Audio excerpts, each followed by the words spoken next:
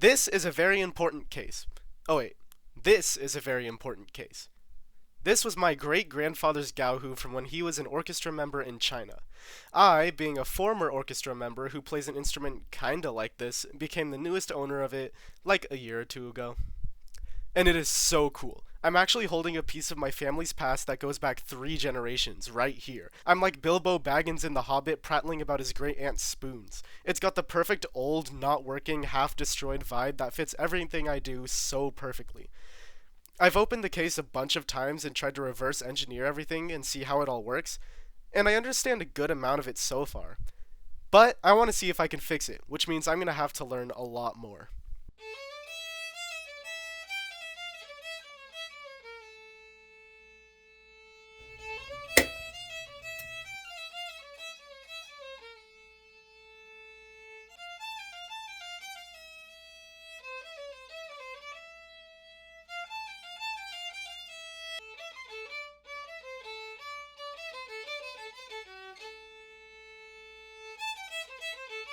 So I want to fix this thing.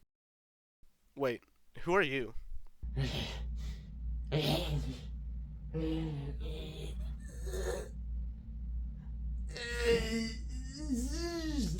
Huh, you'd think that the music in these videos would be better.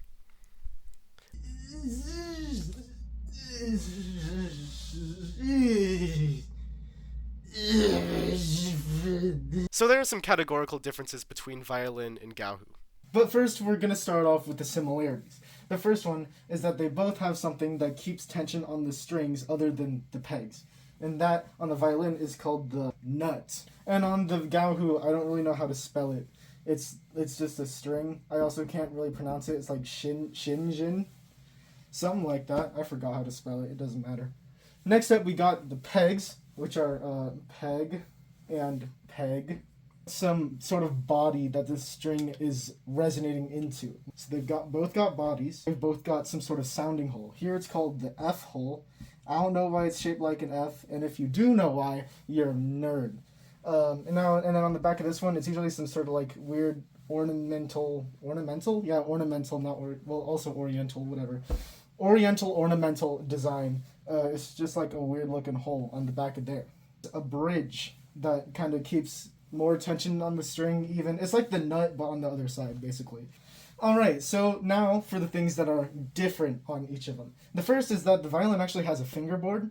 Now, usually when you want to do some more advanced things like a harmonic, you don't really use the fingerboard. You just kind of press down the string, but don't let it press all the way down onto the fingerboard. Whereas on the gaohu, I don't know how you do a harmonic. It's like, is just every note a harmonic? I guess it is. And so violin has a fingerboard. Next up, the gaohu has this right here, which is snakeskin. I don't really know what it's there for, but it is there.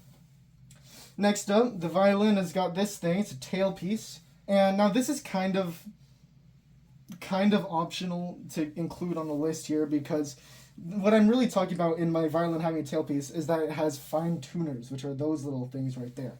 And you can get fine tuners for the gaohu, but I'm poor, and so I didn't.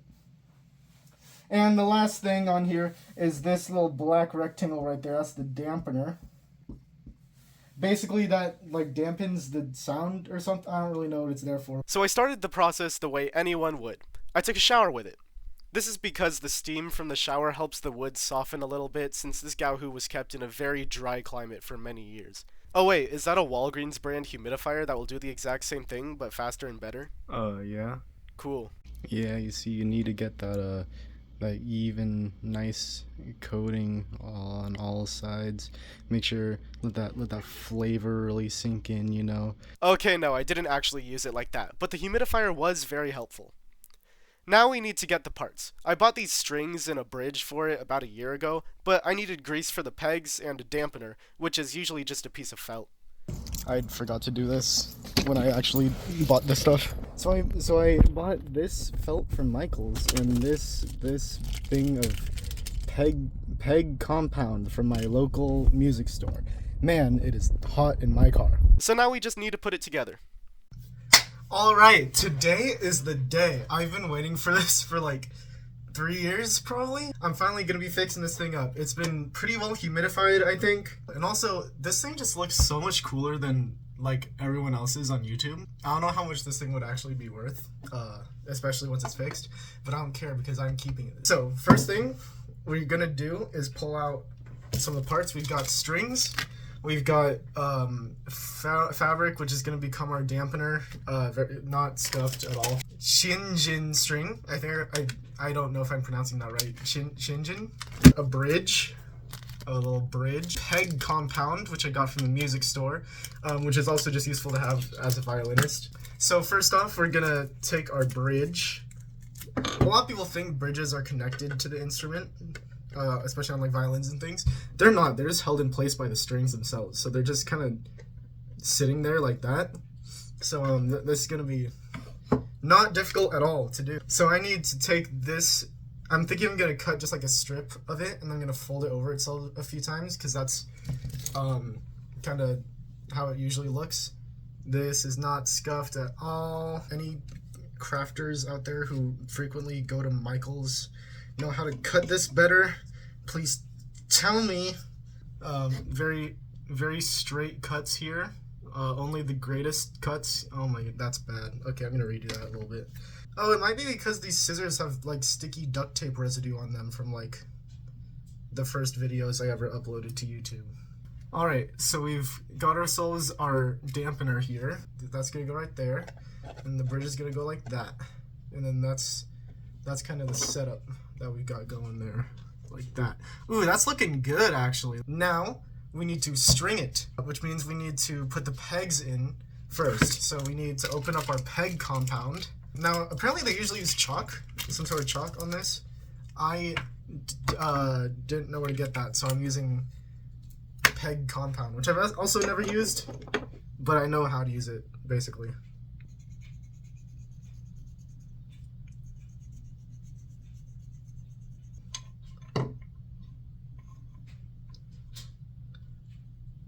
I think that's pretty good.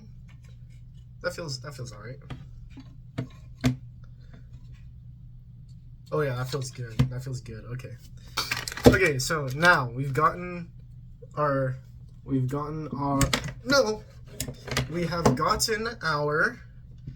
bridge. We have gotten our dampener. Now we need to string it. Now I noticed something last night, and that is that on the back here, this isn't really the normal gaohu bottom string. I don't know really how that's meant to work, because he didn't use pre-cut strings like this. It looks like he just tied the string around and then cut them himself, which is above my pay grade. But I don't know. I'm just gonna take these old strings off and figure out how to attach the new ones.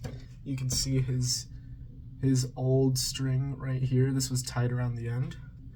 This old piece of string, because this was definitely not played on. This is like, that's like twine. This right here, I cannot, oh no, I can't read this. That's fine, I'll just go with whichever one's thicker. And then I'll figure out which is which by that. I don't speak Chinese. The top one is going to be the inner string, which is the lower string, the thicker string. Okay, which string is thicker? It is impossible to tell. I think this one's thicker, so this one is going to go on the top part, and it's going to be the outer string. Let me walk myself through this. Okay, so it's going to sit on my lap like this, so the outer string is going to be on this side. So the outer string is going to be on the side opposite me. This little loop here is smaller than the loop that he used, and that's not good because it can't fit around the thing. So my plan, the Jimmy rig that we're gonna do, is we're gonna take a little length of the Shinjin string, and we're gonna cut it off, and we're gonna use it for the thing. Okay, we got string. We're gonna tie it around the bottom, and then we're gonna put it through the loop.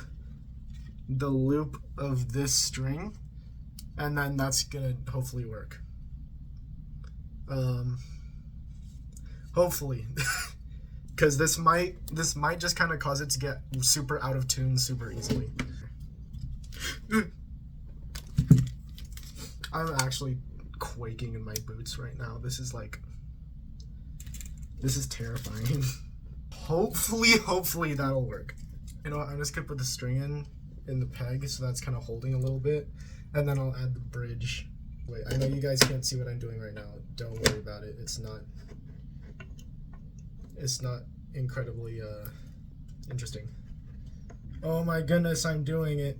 This string is so much longer than I thought it would be. Oh my goodness. No! No, it loosened itself. Oh, also this thing has been loosening itself. Oh, this string is very annoying to tie, apparently. Oh. It looks like this thing's almost broken. Like, he just continued to use it broken, which is, like, that's exactly what I would do. I see where I get it from.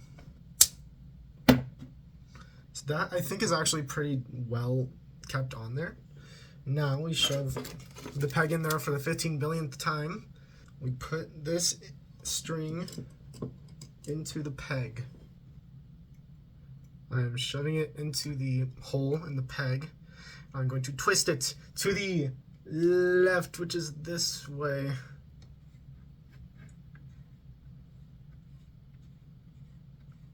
That is a string on. Now I just need to slip the bridge underneath, which is fine. And now,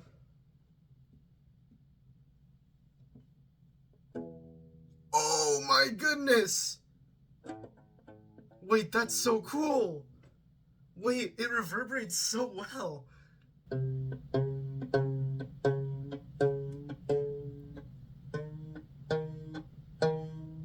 Okay, now we are putting the second string in, which is the higher string, which is the outer. No! I switched the inner and outer string. No. Well, nothing you can do. The outer string is the one on the bottom, and it's the higher string. The higher string is the blue one, and that's gonna be outer, which means that's gonna be on this side, and it's gonna go into the bottom peg. Let me move this over so you guys can see the epic peg action that's happening here.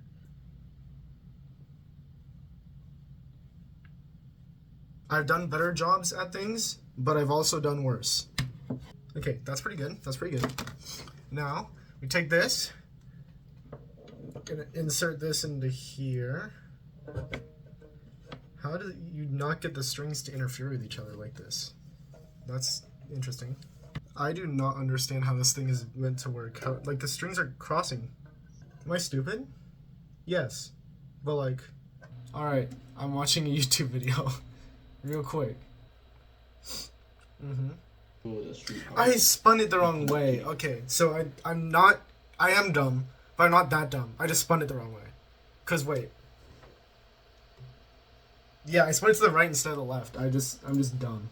So a huge shout out to 8 Tones Music, because they're the channel that I've been going to the most about how to do this stuff, because they actually know what they're doing. They are using an erhu, and this is a gaohu, I think. But, I mean, same thing, you know? I bet this is how violists feel when they're like, how to change viola strings. And then all the videos are just like, how to change violin strings. They're like, it can't be that different. Okay. Okay. That's sounding not too terrible now. I twisted it the wrong way again! This string is the most kinked and messed up string I think I've ever had to deal with now.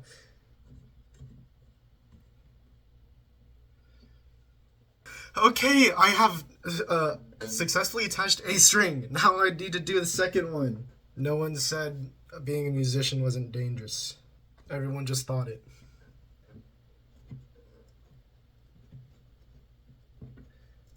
Oh my goodness! Actually, in the video, he's doing it with it on, like, his lap. Maybe I should try that. Ooh, that's terrible, isn't it? Oh, no! No! No! You should have saw. I wish I got that on the camera.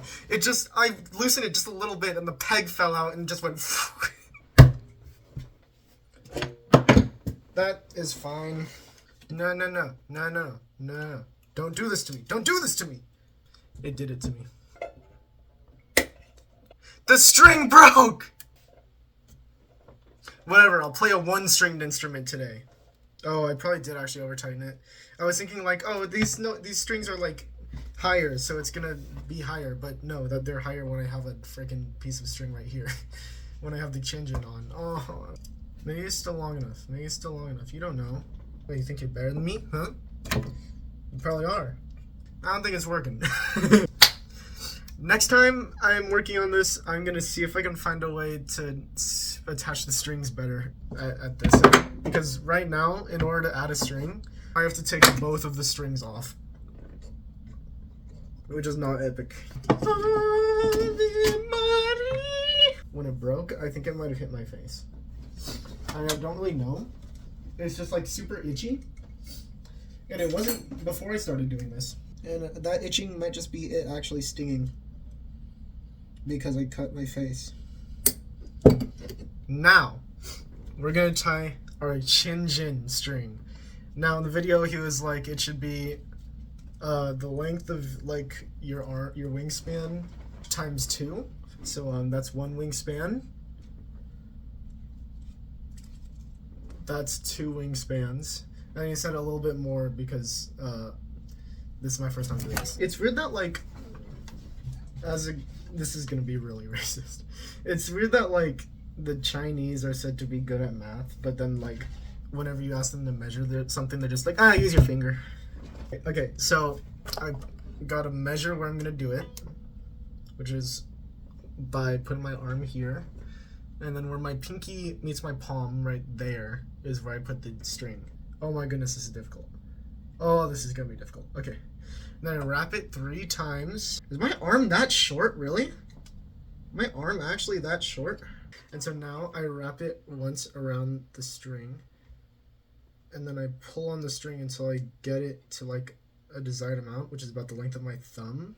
Okay, this is like difficult, but it's not as bad as I thought it would be. This isn't looking too bad. That doesn't look, I mean, it doesn't look good. It doesn't look good, but it doesn't look bad. I can feel the thunder that's breaking in your heart. And then after that, you do 3 around the body. Wow, I have a lot of extra chin-jin here. Okay, and now I just like pull on it, and I just cut off the ends.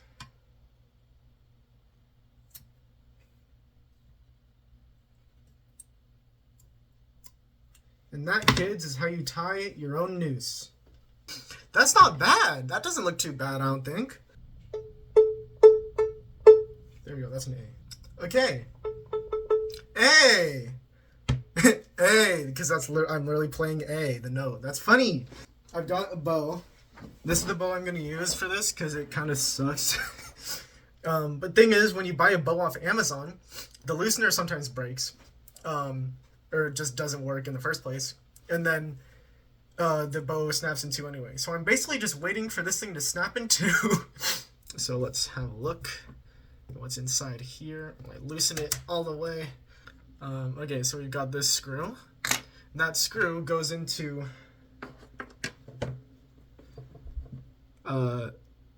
there.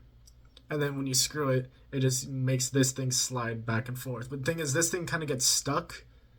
So I'm thinking what I might try is opening our peg compound and just putting some on there. So that might slide a little nicer. I don't think I'm going to attach the bow right now like you would a normal erhu, because I have 1 string. But that's fine. Okay. This is my first time playing gaohu with 1 string.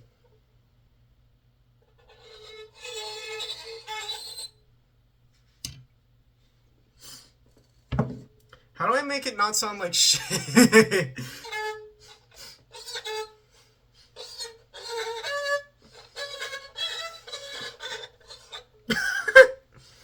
Okay, I'm not holding the bow right either. I don't actually know how to hold the bow.